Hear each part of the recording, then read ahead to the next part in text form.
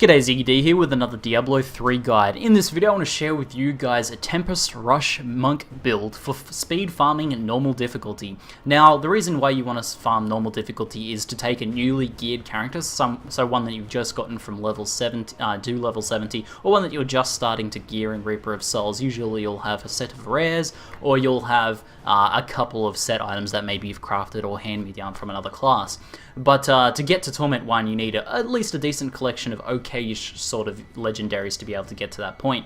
And it is a good idea to basically focus on farming normal until you can start doing Torment 1 because of the way that the legendary drop rates scale in the higher difficulties. It's much better to jump straight into Torment 1 as soon as you can, whereas it's much more efficient before then to actually do normal difficulty. So this spec is designed around going very fast and killing things very quickly without you having to stop moving, and Tempest Rush is a natural choice for that. And we put together a bunch of different skills that allows you to, with a fairly limited selection of gear, be able to sustain Tempest Rush firstly, and to be able to kill stuff very quickly in normal difficulty, and get around those bounties very fast and clear out those rifts very quickly. And I've been very happy with how this is working out. It's actually a lot of fun to play. It's sort of a nice chill out style of play for the monk, where you can watch something on your second monitor or something like that while you play the game, or listen to a podcast or something like that.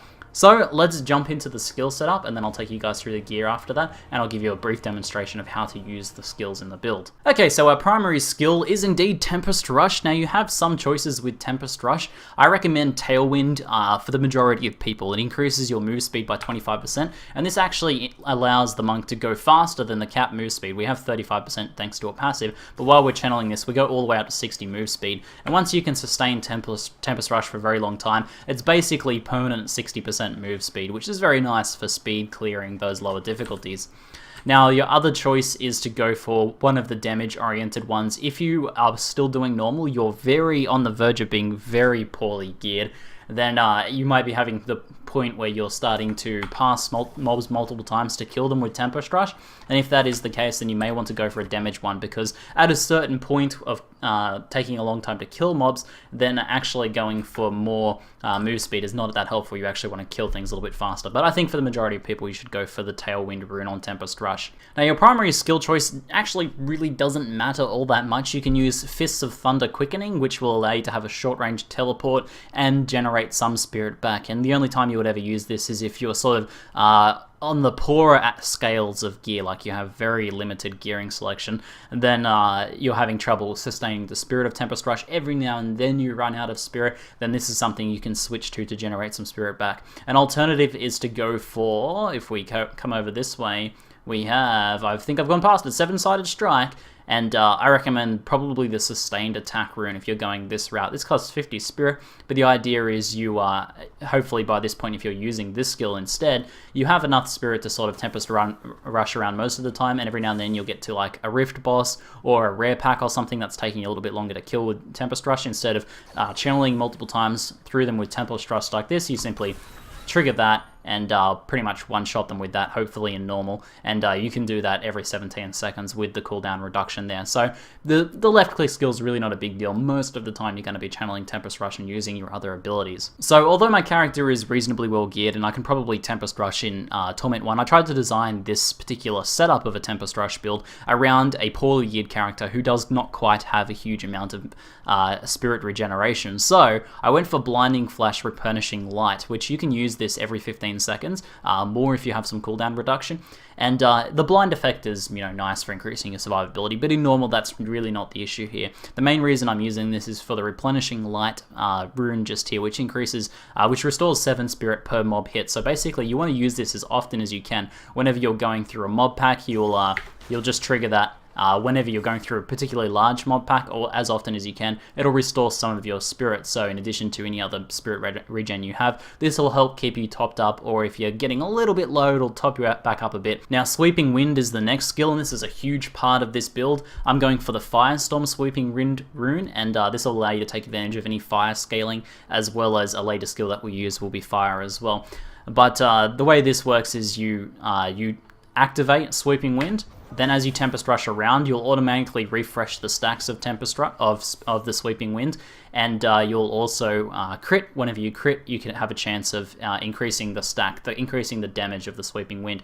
Now, Tempest Rushing around, you should pretty much be keeping this up all of the time. However, between packs, if it's about to run out, you can actually trigger it again. So you'll see that it's about to run out now. I can simply trigger it again to give us a bit of a refresh at the cost of some spirit, and that'll allow us to make it to the next pack while maintaining our 3 stacks and giving us a lot of AoE damage. The idea is basically be able to walk past stuff and have it melt. Now, if you actually run through tougher mobs, you'll kill them with Tempest Rush, and the trash mobs and things around you will die from the damage of Sweeping Wind. And the damage of Sweeping Wind is actually pretty nice in normal difficulty, and it gives a nice sort of sustained damage as you run through those packs. Now, next up, we use Mantra of Conviction. Now, this increases the damage that mobs take around us, 16% passive just there. I'm using Overall, which increases the strength of the Mantra of Conviction so that enemies take 16% damage. I think the base is 8% damage. 10% damage, so there you go. So it moves it up to 16% damage. Basically, mobs take more damage. Now, you will also use the active effect of this pretty often, which increases the damage enemies take up to 24% for 3 seconds. So whenever you're running through an elite pack, you'll trigger this. So it'll look something like this. You're running around with Sweeping Wings, you're using a blind wherever you can. You run through an elite pack, trigger your extra damage there, and for 3 seconds, you'll be dealing an extra 24% damage to all enemies within that radius of you. So it works out very nicely there.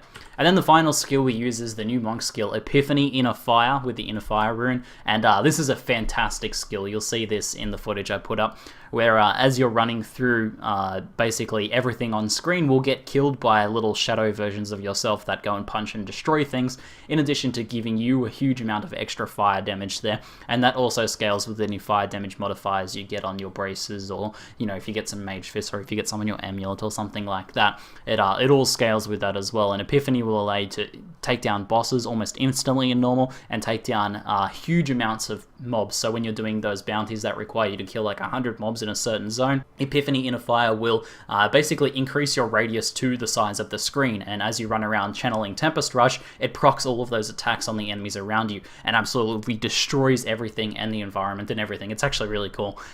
Getting some cooldown reduction, which we'll talk about in gearing at the moment, allows you to have this up more time, but the base cooldown is 60 seconds just there, but that's not too bad. You get to use that every now and then, and you get to use that whenever you get to like a Rift boss or something like that. Now, in terms of passives, we use Fleet-Footed. The same idea is Tailwind on the Tempest Rush. We want to increase our speed at which we can farm normal, and because we're one-shotting most things or running through things very quickly, move speed is what gives us the huge amount of extra clear speed, because getting around faster between those bounties, you have to cover a lot of space in Diablo 3 a lot of the time, and this helps you get around a lot faster. This also exceeds the move speed cap as well, so takes us from 25%, which we should have from gearing plus Paragon points, and brings us up to 35%, which is really nice. Next up, I use Momentum, which moving 30 yards increases your damage by 15% for 4 seconds. You will keep this up all the time with Tempest Rush. As you can see there it is, and it'll refresh before it runs out, as long as you're Tempest Rushing around. This counts as if you're just running on the spot as well. You will always have this damage buff on a Tempest Rush build. It's a fantastic passive to run on any sort of build like this, and 15%, basically 15% free extra damage is very nice.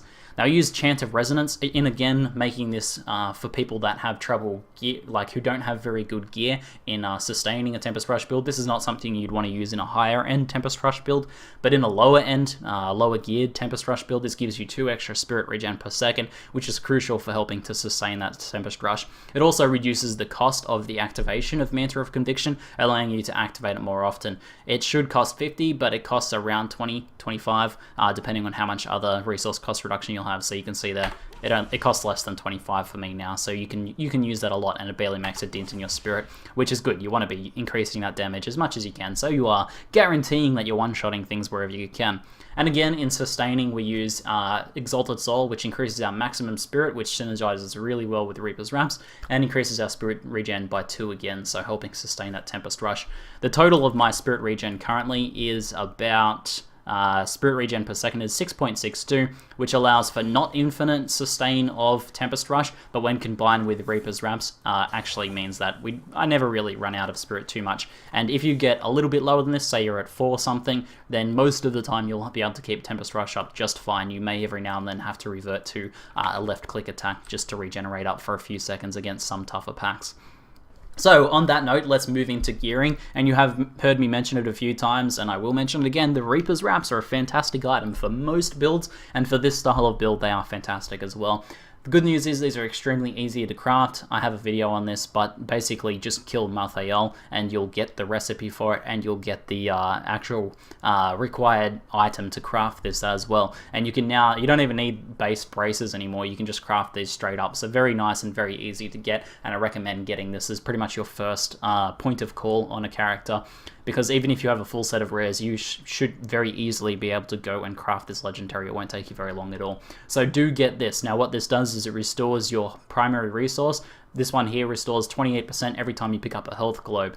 Now, the higher your base primary resource, so mine is 300 now, thanks to things like Exalted Soul, increasing by 100, it actually heals more spirit per health globe, so it's a percentage of your maximum primary resource, so it's very good to stack those as well, and the synergies there are fantastic. Basically, if you're ever starting to run low on spirit while channeling Tempest Rush and using your abilities and things like that, then you can essentially steer towards a health globe, pick it up. Depending on your pickup radius, it's nice and easy and you don't have to stop moving at all, so it's nice and fast. You just kind of get in the habit of steering towards those health globes.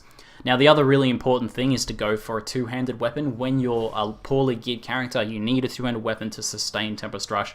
If you use two one-handers, it will cost more spirit because you attack faster, so it'll destroy your spirit a lot faster. I can sustain okay with two one-handers, but a two-hander makes it a lot easier to sustain.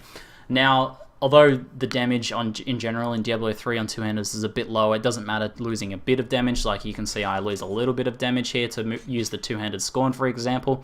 It's still well worth it because of that low attack speed, and Tempest Rush works well with a low attack speed weapon. The best thing to aim for would be like a legendary Diabo with something that supports Tempest Rush, but we're talking very early game here, so you can even just craft any two-handed rare weapon and use that. Make sure you get a socket. And if you get anything that gives you extra spirit or something like that, it's going to help very well as well. Diabos can roll increased maximum spirit, for example, which synergizes really well with Reaper's Wraps. Now, anything else you can get, like a Spirit Stone with Spirit Regen, will help a lot. Here's one that I just crafted one of. Spirit Regen with 2.2 per second will help sustain Tempest Rush a lot, so you can use that. I'm using Rakov's Glass of Life, which gives more chance to drop health globes. This is a nice one, but if we're talking very early gearing, you may not have this sort of thing. So in general, you just want to go for the very basic stats. Dexterity, you'll want a little bit of Vitality. I've got 4.8 million toughness here. This is more than enough for normal. I never really have any problems here. So pretty easy stuff. Just get fire damage on anything you can. So Reaper's Wraps, get fire damage on your amulet if you can. Get fire damage on your helmet if you can. Things like that. Get as much crit chance as you can as well.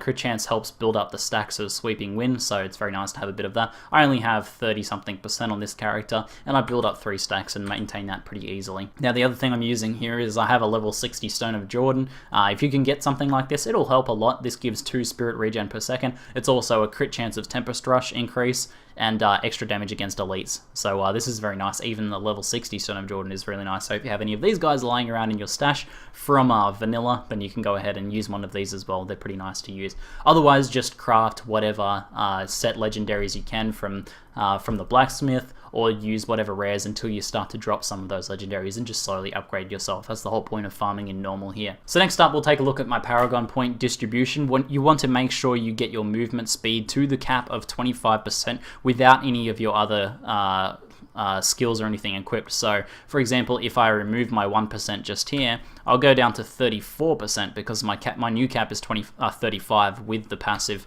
Fleet Foot. So you want to make sure you cap that out at 35%. Move speed is essential, so I'm going to go ahead and put 1% of this. You may have to put a little bit more yourself. Next up, I recommend maxing out Maximum Spirit. This will help synergize with Reaper's Wraps to increase your spirit gain from life globes, as well as just give you a little bit more buffer room on the spirit. And after that, simply go for damage from Dexterity. already is nice and easy.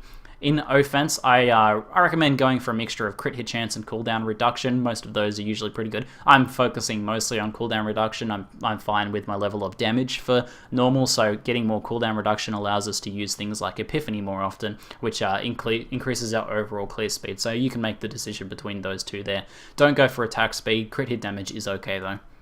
In defense, I recommend going for some All Resist, and Life Regeneration will help you with a bit of sustain if you need to. Otherwise, you can pretty much just go whatever. If you're farming normal, defense is not really that important. And for utility, you want to max out resource cost reduction, and you can go Life on Hit if you are having some survivability issues, but other than that, I recommend Area Damage as the second choice because it helps. It's just with your clear speed, essentially. When that procs, you will do a bit of burst damage in a small AoE, which will help kill mobs a little bit faster. So those stack up all pretty nicely. So with that all covered, I'll take you guys through a run of Keep Deaths 2 here. We have a quest to do kill 150, which is a nice example for what this build excels at. First step is going to be to activate Sweeping Wind. I'll go ahead and grab the Fortune Shrine, and you'll see me use Blinding Flash whenever I can. None of this stuff requires overall. However, we do have an elite pack here, so I'll go ahead and activate Epiphany and Mentor of Conviction there as well to increase our damage. Now you'll notice that these go absolutely crazy, just destroying everything around us. We can slay these champion elites just here, get a bit of extra bonus XP and stuff like that. All nice and easy. Now we've lost our Sweeping Wind, so it takes a little bit of practice to learn to keep up your Sweeping Wind. As you'll see as we're running through and hitting things with Tempest Rush, we'll build up stacks, we're up to 2 stacks now, and we'll also maintain the Sweeping Wind just fine. However, if it is going to run out, you do want to make sure you activate that ability again to keep those stacks. See, it's about to run out now, but I have 3 stacks, so I want to try and maintain that. I will spend some of my spirit to do this now. It's going to run out again. I'll click it again just to make sure it stays up, and now I'm fighting mobs again. I don't need to worry about it anymore. So you'll see my spirit is maintaining pretty well. I can use the flash there to give us a bit more back. We'll use Mentor of Conviction here since there is a rare pack here. Run through those just once or twice, and then we'll get those nice easy kills there. Looks like we're maintaining our stacks pretty well. I'll go ahead and activate Epiphany now. We killed Aloysius the Ghastly, nice and easy, and you'll see the extra, all those little monks appearing, smashing everything around us as we channel Tempest Rush. We can even drop our 5 stacks just here while Epiphany is up, and there is the easy bounty completion. So just remember to keep up your Sweeping Wind stacks as best you can. Use Blinding Flash whenever you're near mobs so you can restore some of your spirit from it. Mentor of Conviction whenever you're near an elite pack, and Epiphany whenever you want that extra damage or clear speed. Pretty much use that as often as you want, really. So anyway, hopefully you guys enjoyed it. I've had a lot of fun playing with this build, and I know that this would be the way I would approach gearing up a new monk, because even with pretty low levels of gear, this sort of spec should be pretty easy to run, as long as you keep in mind grabbing some of that spirit regeneration and maximum spirit wherever you can. Anyway, that's it for now. I'm Ziggy D, and thanks for watching.